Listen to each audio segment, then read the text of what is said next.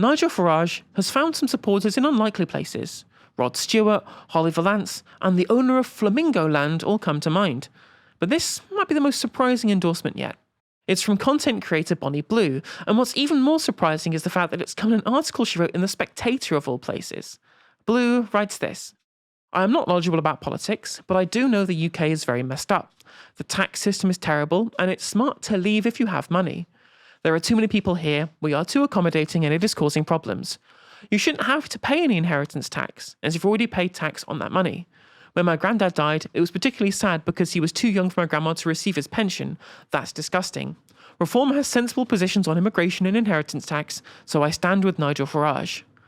Now, whilst it certainly is curious as to why a hardline conservative newspaper would choose to platform someone like Bonnie Blue, there's a good reason why someone like her might move to the right, and it's not just about immigration.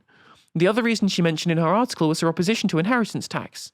That's one of the least popular taxes in the country, and exposes a growing rift amongst those who work in the gig economy, especially in something like sex work, where the pay disparity between the haves and the have-nots is vast. Bonnie Blue, for example, claims to earn around $1 million a month on Fansly, having been banned from the more infamous platform OnlyFans due to her nature of her content. With such gargantuan levels of revenue, and as someone working self-employed, she's ripe to be wooed by the low-tax vision that Farage advocates for. Most people will be used to most sex workers being pretty left-wing for plenty of cultural and economic reasons.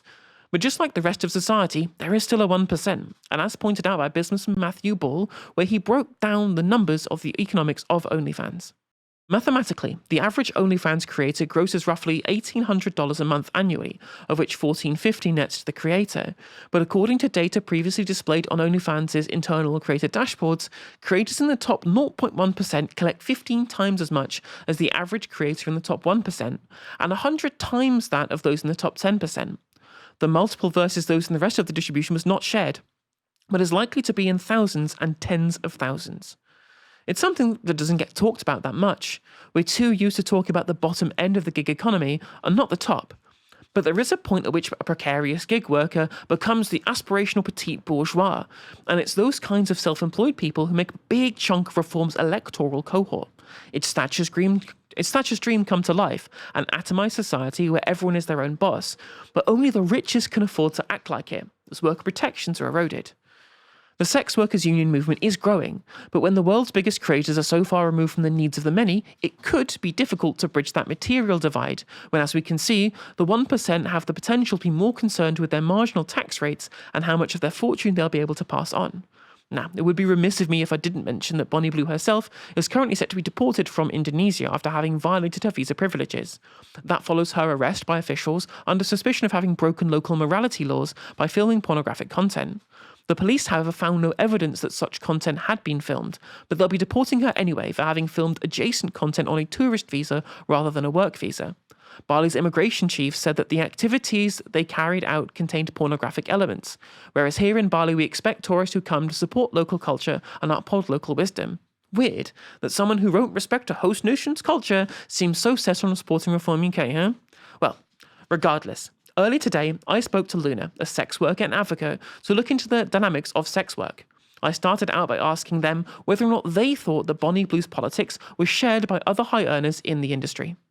No, I think predominantly sex workers that have worked their way to being well known or high earning, which can be two completely different things, have a lot more solidarity with the community than someone like Bonnie. You often see sex workers creating crowdfunders for each other. I'm regularly sharing them on my story as well. There is a big, large sense of community and because sex work is so diverse as well, you have people from all walks of life. You have, migrant workers, and you have workers from here, and you have workers that are I don't like to use the word privilege, but I would in this case say privilege. They haven't had to enter this work. Maybe they've got a law degree and they decided, I don't want to do this anymore and I'm going to do sex work. And that's a great and valid choice. And there are people that, have come here for on the boats for a better option, and their better option is to do sex work. And whilst it might not be something they picked, it's something that they're choosing to do. And you come into you come into contact with all different types of people doing all different types of work. Like, I know I'm in group chats with people where my rate is twice theirs, and I know I'm also in group chats where their rate is 5 times mine.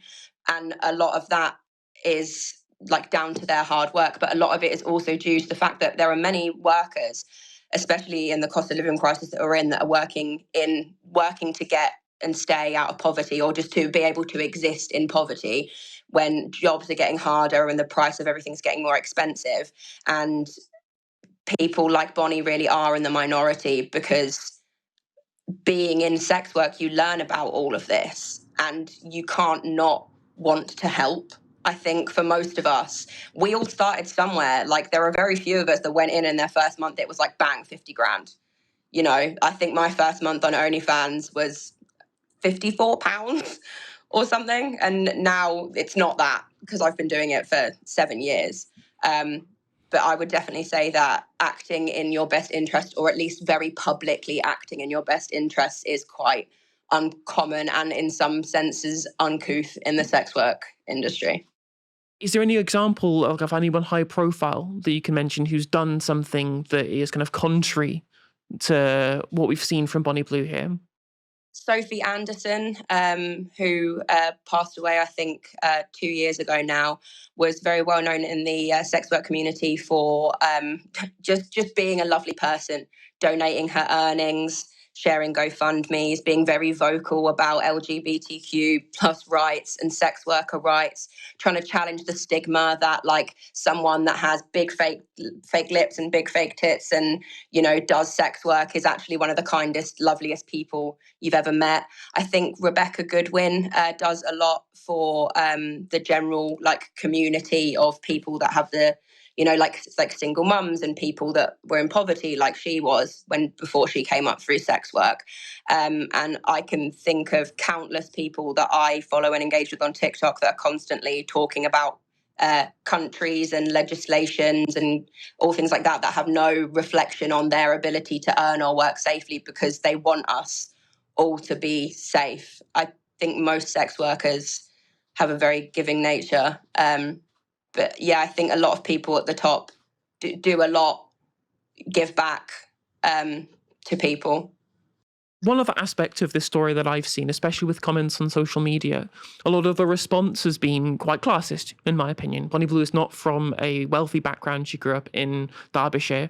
And given the stigma around sex work, a lot of people have used that to denigrate the whole industry by implying that it is that lower class that means that she votes for Reform UK rather than some other personal reason. What do you make of that response? I think that it's always going to be a double-edged sword if you are a sex worker who has grown up poor, because you are punished and viewed as less than and less intelligent and all these things for being poor.